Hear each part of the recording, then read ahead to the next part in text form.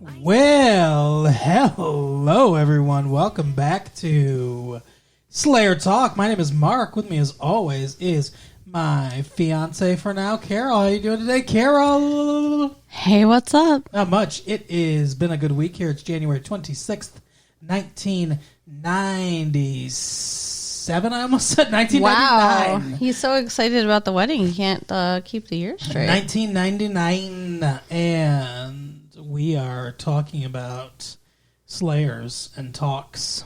We are. We're talking Slayers. It's the Zeppo. What do you think of this episode titled The Zeppo? It's weird, and I don't get it. I believe it's a reference to the Marx Brothers. Okay. Which is, I'm not 100% sure, because it's not Zippo, the lighter, which, like, I thought she said it first, but I'm pretty sure it's a Marx Brothers reference, which is really weird for your teenage audience to make a reference to a comedy troupe of brothers that were popular in your father's time, Joss Whedon. Right. If you hear that, that's our guest star here. We have a special guest, our new dog, Gabe. His name is Gabe, and he's a rescue dog, and he's got a little kennel cough. Yeah, and he's got some separation anxiety from probably being abandoned or whatever, so he can't be by himself right now. He needs to be with us. So he's sitting in a chair between us, being petted. So if Carol's distracted throughout the episode, it's because of Gabe. Well, I'm not distracted. I can pet and talk at the same time, but he's already let me know I can't stop petting. We've had many conversations where you've been petting and talking. Anyway, so Zeppo was one of the Marx Brothers. The silent Marx brother. He didn't say anything. There was Groucho, Harpo, Zeppo, other Hungarian names. Groucho was obviously the most popular or the most famous one. Okay. He was like the leader, you know Groucho Marx. Yeah, I've heard of Groucho. You're right, and I haven't heard of Zeppo. Say the secret word, win $100. You know that guy.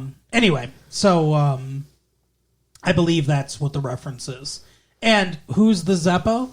It's Xander. Apparently, Xander is this whole episode. Everyone's telling him, Xander, maybe fuck off. Like Willow is a witch now, I guess. Like yeah, Willow has some kind of powers. Buffy's obviously the Slayer. There's Faith, who's also a Slayer, and then there's Giles, who I guess, even though he's a mortal human being like everyone else with no powers, because he knows a lot about this stuff. Yeah, and also he was a tough youth, and he was the Watcher. I mean, the Watcher's something.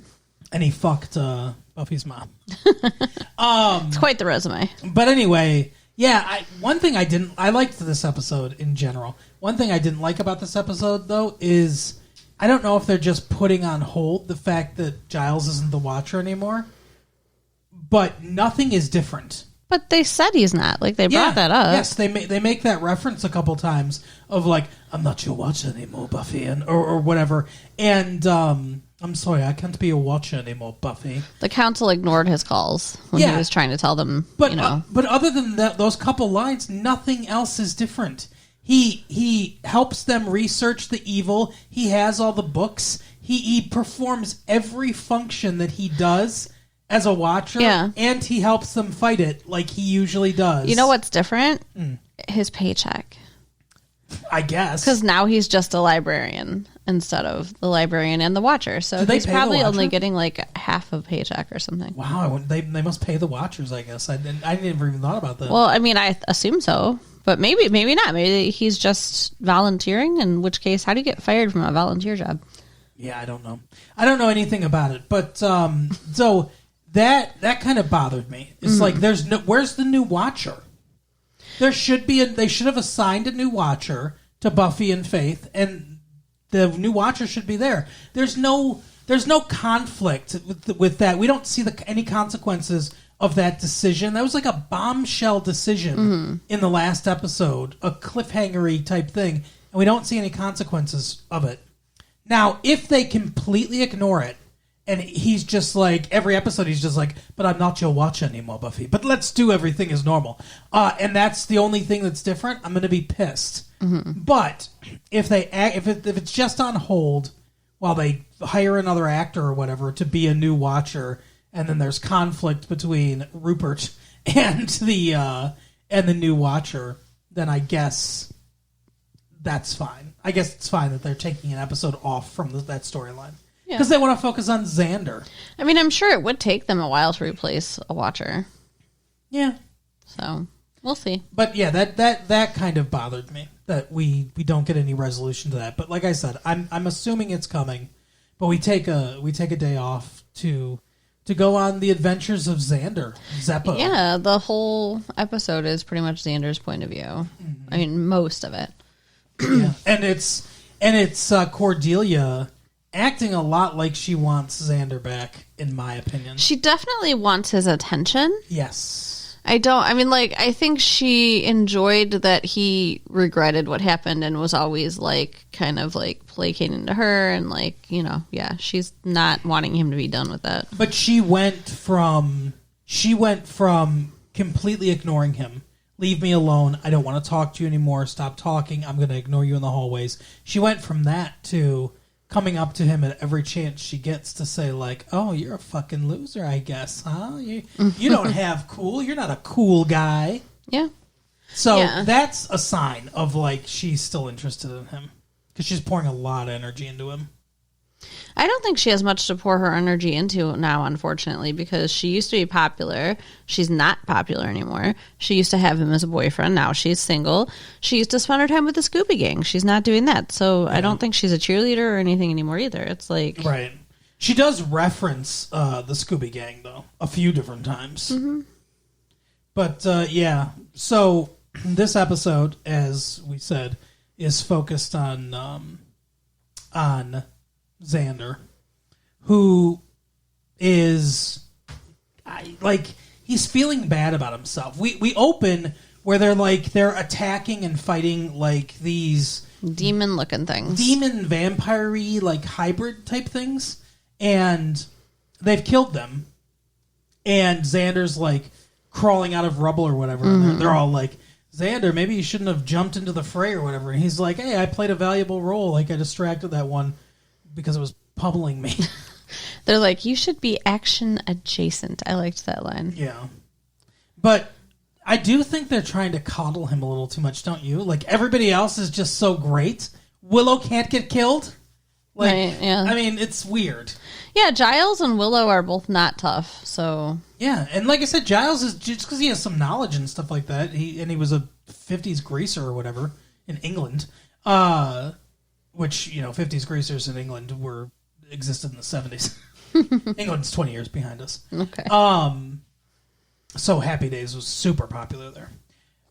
Because it's a 70s show about 50s. But anyway, so I don't understand why they're so much better than Xander. Yeah, agreed. And Xander handles the dialogue better than most of the people do. Yes, he adds the much-needed sarcastic quips. But it's funny because he's got his own issues going on this whole episode, and then in the background, there's like a regular Buffy episode going on. I do like that dynamic of Xander's got his own shit going on, and then we just cut to... Like, there was one particularly which was just great where Xander's got... we'll get into Xander's storyline, but Xander's got his own shit going on, and then they cut to Buffy and Angel, and Angel's like, I'll just deal with it myself. And she's like, I can't lose you again. And it's so like, we have no context for anything they're talking about, and it's so... like overly dramatic. Yeah, very intense. For no reason, because we just cut from like a lighthearted thing to this conversation. It's such a rapid tonal shift. So it was very funny. Yeah. That was, I think, my favorite part of this whole episode. There was just all this shit going on in the background. Yeah, I agree. Like, it's nice to get the perspective of an outsider. Mm-hmm. It would be really interesting to do an episode from a complete outsider's point of view. Just like a random student. Yeah. And just like all this stuff's going like, and like they just kind of like see things, and like to just do like a Dawson's Creek episode, honestly. In the Hellmouth. Yeah, where it's like it's somebody we've never met, but like there's a guy and he's having problems with his girlfriend or something like that. There's nothing supernatural about it at all. It's just a completely different kind of episode. But in the background, he keeps seeing these weird things, and he's like, someone's like, why is Buffy always like whatever? And like, I don't know, it's so weird. And then the girlfriend's like, but you cheated on me. And it's like, no, I didn't. She's lying or whatever. I don't know. I think that would be awesome. I think that's like a regular Buffy episode, though. We've got a lot of that drama, that teenage drama going on. We do have a lot of teenage drama going on. I'm just saying I think it would be funny from a completely someone doesn't know anything that's going on point of view. Agreed. So for Xander's storyline, he pisses off what we're to assume is just a fellow classmate.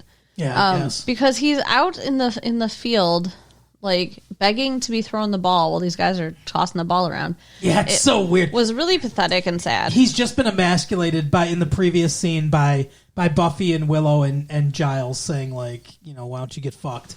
You're not strong enough to deal with this or whatever. And yeah, like he's begging them, come on guys, throw me the ball. He tries to catch it, he misses. It knocks over some kid's soda. Yeah. Kid, though. He's like a 30-year-old man. Yeah, It was poor casting. Very poor casting. Some gentleman that's about to get his first AARP right. Who's a high school senior, apparently. But yeah, he's like very pissed and threatening him and everything. And Xander kind of backs down. As he does. And then the guy, he's like, I'm going to get my buddies, and we're going to beat the shit out of you. And I'm thinking, like, what a pathetic loser. You need all your buddies to beat Xander? It makes sense later. But then Cordelia comes up to him and she's like, oh my God, so pathetic. Yeah. You suck. And he's like, why can I face down demons and vampires and stuff, but I'm still afraid of bullies at school? It's a good question. And she's like, because, those vampires and demons and stuff don't give a fuck about you. They don't care about you at all. Yeah, she said the difference between the bully and the demons is that the bully actually paid attention to you and knew you were there. The bully knew you existed, yeah. Which is harsh. She is as cutting as Abby is on Dawson's Creek. Yeah. In a less obvious way. Yeah, she's being really mean to him. But, he did cheat on her. Yeah. He kissed Willow. Yeah, so, I still hate that storyline. I don't know why they did that. Yeah. Because her and Xander are back together. And not Xander, her and Oz are back together. And Oz and Xander have just a normal conversation. Because she's like, you're not cool. You're the Zeppo or whatever. You don't talk. Harpo didn't talk. Yeah, Zeppo was Harpo was the silent one. Sorry, everyone. You can throw away your letters now. Burn your letters. All the people in our audience that are Marx Brothers enthusiasts that were like, Harpo's the one that didn't talk, you fucking moron. Is Zeppo a dork? I guess. I don't know a lot of it. I know you think that I'm ancient or whatever, but I've seen not What's My Line. I've seen the Secret Word Game. What the fuck was that game show that he hosted? No idea. Anyway, I've seen that with the duck and the everything. But I've seen the Groucho Marx thing, and I've seen a few of his I think I've seen Duck Soup and something Feathers, a couple of Marx Brothers movies, but I don't remember or know a lot about the different dynamics of the Marx Brothers. Okay. But anyway, so Zeppo's whatever. He's not the silent one. He's just a dork, I guess. But where was I going with this? I don't know. Later in the episode, though, Xander runs into the bully again. Yeah, I know, but I had something I wanted to say. Oh, I don't know. Moving on. Fuck. My concentration was completely broken. Yeah. I got off on a Zeppo rant. It's my fault I asked a question. Sorry. Yeah, it's okay. Well, you were talking about the different ones. You were saying Harpo was the silent one, not Zeppo. He's not cool. That's what it is. The conversation between him and Oz. Mm-hmm. He's like, Cordelia's like, you're not cool. So he has this conversation with Oz like he didn't cheat on... like whatever. Like they're just friends and stuff. And he's like, Oz, you're cool. How come you can be so cool or whatever? And he's like, oh, no. And he's like, well, you're in a band. He's like, kind of. And they're like, maybe it's because you're in the band. That's like cool catnip or something like that. He's like, is it hard to play guitar? He goes, not the way I do it. And it's just like everything that he says is like very short. And like, I guess we're supposed to think, oh, he's really cool. Right. Yeah, he's acting like the cool guy, nonchalant. I don't care about anything. Yes, exactly. Yeah. And Xander is the definition of a try too hard. Mm-hmm. Then that's not cool. Yeah, trying too hard is not cool. I guess cool is just being yourself and just very easy kind of thing, or completely cultivating a personality like Dean Martin did. Okay, so later in the episode, are we able to do that now? No, you can go later. Go later if you want to. Xander runs into the bully, literally, with his car. Oh, well, okay, so before we go later in the episode, then we got to talk about the car. Yeah, so he acts like a 30-year-old man who's having a midlife crisis and goes out and buys a cool car to make himself feel better about himself. I love that he pulls up in this car, and it's a powdered blue 1957 Bel Air, and it's a very nice looking car. And Buffy says something like, is this a penis metaphor or something like that? Which is hilarious. No, I think Cordelia says that actually. Yeah. But she's like, yeah, my uncle got too many DUIs or something like that. So now he's letting me rent the car from him. And he's like, so this will be my cool personality. I'm car guy. I'm just the car guy now. But he's not even a car guy, which is what makes it sad. He doesn't know anything about cars. Yeah. I'm not a car guy either. Right. But, yeah, I mean, I don't think if I just had a cool car, people would be like, oh, it's the car guy. Yeah, and you can't buy a personality, man. So, Cordelia, yeah, I mean, just ask Tom Cruise. So, no, don't sue us. Cordelia comes up, and she's, busting his balls again. And then this lady comes out of nowhere. And it's like, oh my god, a 1957 with the dual barrel carb, and she's Marissa Tomei from My Cousin Vinny, is what she is. But I mean, not really. No, but that's what she's acting. She knows everything about cars. Mm-hmm. She's a car girl. To me, there is nothing. That's bold. I guess I shouldn't say nothing. There are a few things more insufferable to me than car girl and car guy. Like either one. They're just talking about their cars all the time. But, I mean, like what you like, whatever. I think the lesson is everyone's a dork for something. Sure. People make fun of people for liking comic books or stuff like that. Oh, you're into Dungeons and Dragons. You're a fucking dork. Everyone's a dork for something. That is true. If you're a sports guy, guess what? You're a dork for sports. But for some reason, sports is considered cool. That's what I'm saying. I think everyone should realize that it doesn't matter what you're into. Everyone is a dork for something. So it's all the same. Yeah.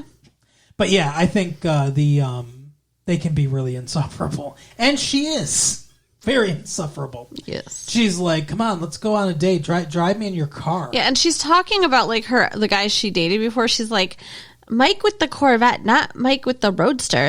Yeah, and she and a lot of times she's like, or the guy with the Firebird, where she doesn't even care who they are. No. It's just their cars. Yeah, and so he's bored by her, even though she's pretty and interested in him. She's a car slut. Yeah, but not for sex, just for riding in cars. Exactly. But yeah, so you can tell he's bored as fuck on the States.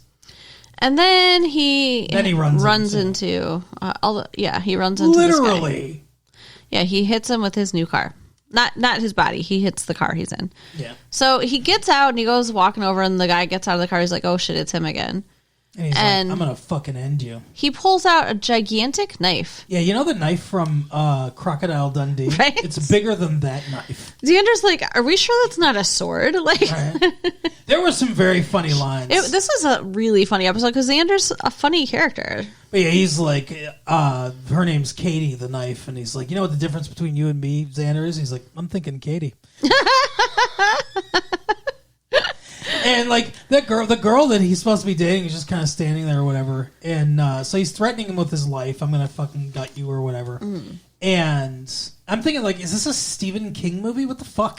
How many high school kids are just going around brandishing knives, right? Like that are literally gonna kill someone with them. And then this cop shows up, and he's like, "What's going on here, Xander? Is he beating the shit out of you?"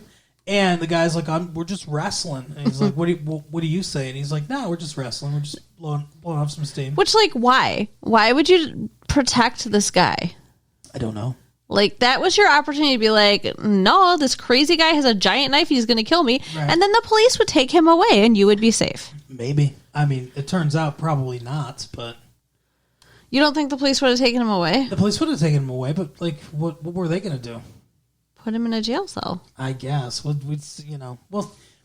don't think it would have worked out that way, but... So what do you think he would have done? I think he would have killed the cop. I think it just would have run on a murder spree. Yeah, you're probably right.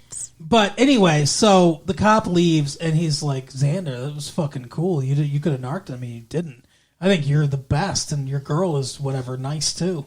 Why don't we go? Let's take your car and go someplace." And he's like, "What about your car and insurance and stuff?" He's like, "That's not my car. I don't care." He was stealing the car, right? So so they go riding around. He's like, "Let's go get my buddies." And the girl leaves because the girl's like, "I've had enough of this. I don't want any of this stuff." So guess where his buddies are? Yeah. The cemetery. I was going to say, there's a few different sets in this show, so guess which one. They're not at the library. Right. So they're at the cemetery. So, so he's raising them from the dead. They're zombies. It's a zombie episode. Mm-hmm. It's ridiculous. And he's like, he raises one guy from the dead. The guy that was on 90210, I think he wanted to date Kelly or something like that, with the blonde flat top guy, that big guy. He's one of them. Pretty sure. In terrible zombie makeup. And he's like, "Oh my gosh, how long have I been gone?" He's like, 2 weeks or whatever. He's like, "Oh my god, 2 weeks?" And no, 8 months. 8 months. Yeah, and he looks like it. And he's... Sir, you have not been moisturizing. You do not look good. But he's like, "Yeah, sorry, I needed the moon to align or whatever." How does everybody fucking know how to raise the dead? Well, I have a question because... I have 2 questions. Okay. Go ahead. Well, I don't want to, spoil the... No, go ahead. Okay. Your question is going to be one of my questions. Go ahead. Okay. So it turns out that this guy is also a zombie. Yeah, because he raises up his shirt and he's filled with bullet holes. Right. And he's like, "Drive by." My first question is, what the fuck is going on in Sunnydale? Is there also gang activity and include why are there drive-bys? Yeah. This is the worst fucking place to live. It is the worst place to live. What do you think, I know properties in California are high anyway. What do you think the property values are in Sunnydale? You could get a 4-bedroom house, I think, for $50. Right? No, he's talking about his grandpappy. That's what he calls him, right? Pappy? Yeah. How he raised him from the dead. But he raised him from the dead after only 2 weeks. So that's why he looks more normal. But, if we were waiting for everything to align, it seems like 8 months is a long-ass time. My question was going to be, who raised him from the dead? His grandpappy. But I forgot that. So you answered my other question. But yeah, I guess that's true. So it's he was killed fairly recently. So what, the grandpappy caught the moon and then and then he had to wait 8 months for another moon try? I guess. So ridiculous. Yeah. He pulls these 3 guys up out of their graves and they're all "Man, dude," those kind of guys. Keanu Reeves kind of guys. Yeah. He doesn't want to get revenge on whoever drive-by shot him. No. He doesn't care. No. They just want to party. They just want to have fun. They just want to sow chaos. So, what is it that they go do? I know they're doing crime, but I don't... I remember. They rob a thing, man. Yeah. They're talking about they want to go bake a cake, which, you should know, they don't really mean bake a cake. Yeah, these guys have just been brought back from the dead. And, I'm pretty sure the culinary arts is not their passion. Right? And they break into a hardware store. Yeah. And Xander takes that opportunity to run away. At which point, like, okay, they're going in the hardware store. Big sign something else is going on. Sure. But they start chasing after him and start threatening to kill him because they want him to be one of them now. Uh-huh. So that's fucked up.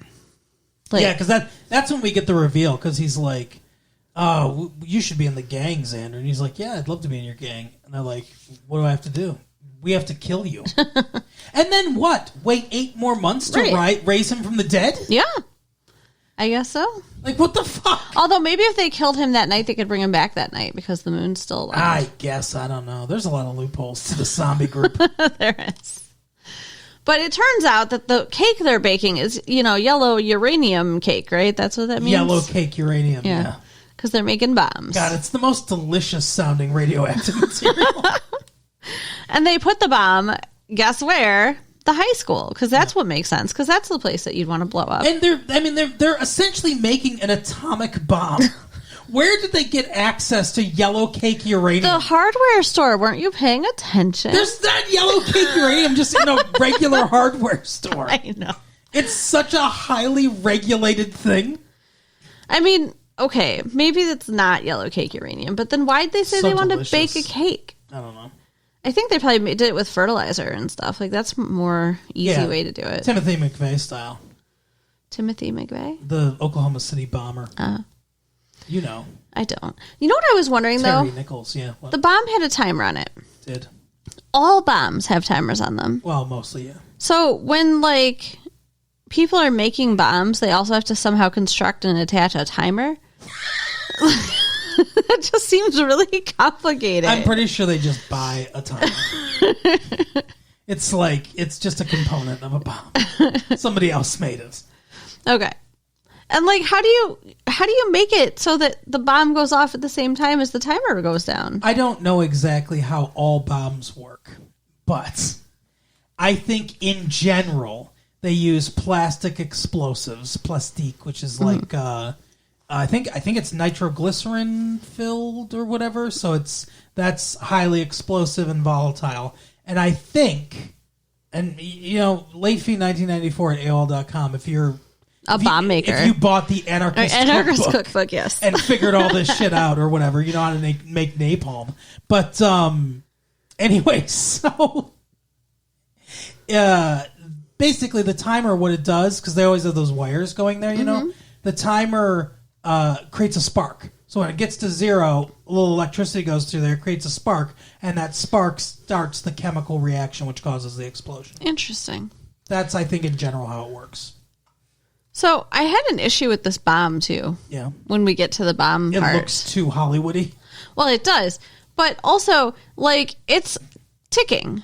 And it's ticking per second. And there's a corresponding timer counting down the seconds. Uh-huh. And there are way too many ticks when we're not looking at the fucking thing. Yes. Like, I was counting, and we got to 0 a bunch of times. Oh, yeah. Yes. They do that all the time. I noticed that, too. I wasn't counting the ticks like you were. I wasn't in the corner of the room like Howard Hughes storing your urine in a jar, counting all the ticks that we were hearing. But I did. I did notice that it was like 10 seconds, and then we go back, and it's like 8 seconds, and it's like 15 fucking things just happened. Right. It's crazy. Oh, but something very important happens in between. Mm-hmm. Somehow him and Faith end up fighting a monster together. I forgot about that. Yeah. Like, yes. I don't even remember where that fits in, but him and Faith get together. He basically just ran into Faith while she was fighting. While part of the storyline that's going on in the background was going on, and she's like, "Oh my god," or whatever. I'm so unsatisfied or whatever because she didn't kill it. I didn't get to kill it or whatever. And she looks at him and like he's a tasty snack. She's like, I'm all wound up and I'm just gonna pop. And are you up for it? And he was hilarious though because he's like, oh, I'm up, right? But I've never been up with people. So I guess that's telling us that him and Cordelia never had sex. I really thought they did. So did I. It's kind of weird. It's hardcore making out, I guess. Second base, third base. Guess. Where'd you get to, Xander? But he ends up losing his virginity to Faith, which is like... Oh, my God. Good job. I mean, like, that's That's amazing. It's a high standard. Is any sex ever going to be good for him after that? Yeah, who knows? Because, I mean, she's not just beautiful. She's a slayer, so she's got to be, like... flexible. Yeah. And, like, yeah. All the stuff. But then, it's kind of wasted on a virgin, because he only lasted, like, 2 seconds. Well, yeah, I don't know. She seemed satisfied, though. Well, she was ready to pop. Yeah, I guess that's true. It didn't take a lot. Exactly. But yeah. So, and then she kind of just kicks him out. Yeah, literally, without even his clothes on. She just balls up his clothes and shoves him out the door. See you later.